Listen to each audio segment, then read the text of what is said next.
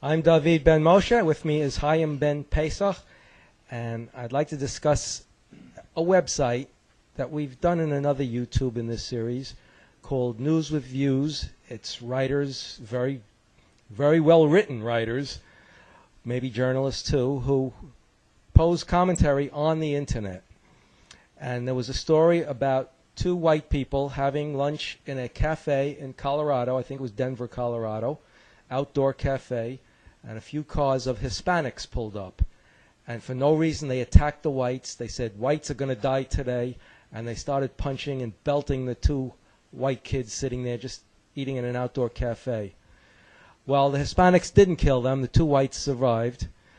But this is what's going to happen all over America. And I don't know if the government is ever going to do anything about this, except something just happened in Newark, where Hispanics once again took 4 black college kids, lined them up against a wall, and shot them. Now, 3 of the 4 died. There was a girl who got away with her life. She was wounded. Now, we know blacks are in gangs. They have the Crips and the Bloods, and the Latins have the Latin Kings, and I don't know who else. The Mambo Kings, maybe. I don't know who else. But I don't know if this is gang-related, but these were all Hispanics that shot the blacks. At least one of them was an illegal alien. Another one was a legal resident, but he had a rap sheet a mile long. If he's just a legal resident, why is he not deported as if he's an illegal alien? He's here committing crimes. What is the purpose of keeping him in this country? I'd like to get Chaim's opinion on this. Well, one of them was arrested for raping a 5-year-old boy. A 5-year-old boy. He sodomized a 5-year-old boy, and he was allowed out? Someone who does that should be killed. I mean, this is unbelievable. We have a crisis in this country that will not be solved until the citizens decide that they're going to take action. It should be obvious now. Within the framework of the corrupt political system we have, we're not going to get any solutions. The politicians, the corrupt politicians, all those crooks and filthy pigs of Washington and in our state capitals are not going to give us anything, and in City Hall, they're not going to give us any satisfaction. They're against us. Oh, you mean when George Bush says he's now going to get tough on illegal aliens, he's once again lying? Is that what you're implying? He's doing that in order to put pressure on Congress and everybody else and to say, you see, we should pass. Everything is designed to let more in. He's doing that. The administration officials have said they're doing that only so that they could get an immigration law passed where they legalize all the illegal aliens. They're saying to them, well, they're in effect threatening members of Congress. If you don't do this, we're going to get tough with the illegal, as if that's a threat, that's a bad thing. And, of course, they're not really getting tough. It's a joke. It's a farce. If we were in power, they would know what getting tough is. If we were in power, we would go door to door to every business and every home. And we would mobilize our reserves. Our national reserve would be mobilized not to fight for Muslim Nazi pigs in Iraq, but to go door to door in the United States to defend the United States of America and to say, do you have any illegal aliens employed here? Do you know of any illegal aliens in the neighborhood? Can you give us names, addresses, and get information and write down information and make sure that we go door to door and clean this country out of people who are in America illegally? What part of the word illegal don't you understand? Illegally.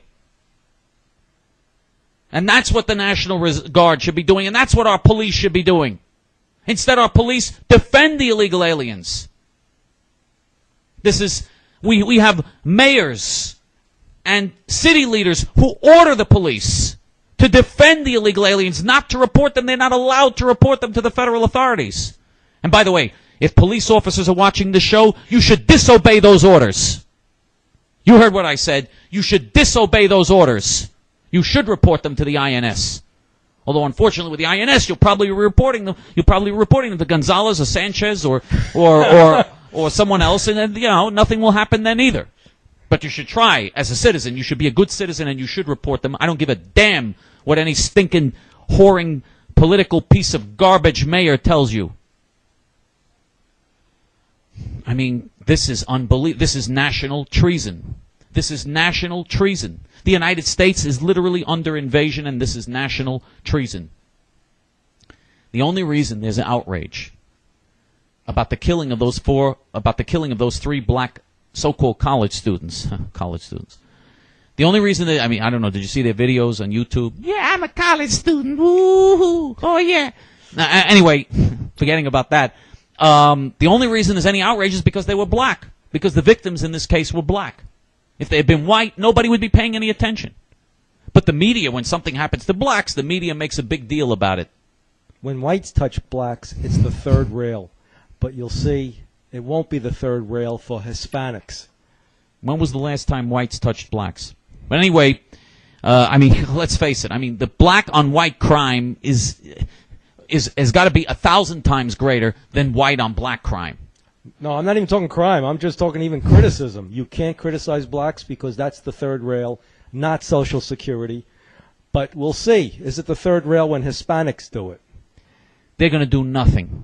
They are going to do nothing to stop the flow of illegal aliens into this country. They are not going to stop the flow of illegal aliens into this country. We have a very serious problem. And by the way, if the Democrats are elected, it'll be even worse. Because the Democrats want them to be registered to vote, because they know how they're going to vote. They vote Democrat. So if they get in, it's going to be even worse. We have a very serious crisis here. Well, at what point do Americans say we've had enough of this? At what point do Americans say we've had enough of a treasonous government?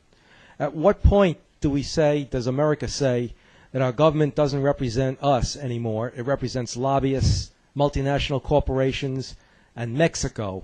And we want a government that represents us, and we won't stand for anything less. At what point does America stand up and say, I'm mad as hell, and I'm not going to take it anymore? Isn't it time we had senators and congressmen? Isn't it time we had someone representing our views? Isn't it time we had a president that defends and upholds the Constitution the way he promises to and swears to do under oath? Isn't it time we had representatives that fight for us, that we pay taxes, we follow the laws, we give our blood in wars, we try to make this a decent country and a decent community, we raise families, we do all the other things that you're supposed to do, but we tolerate evil political whores, and we tolerate a news media that is treasonous, that wants to destroy this country.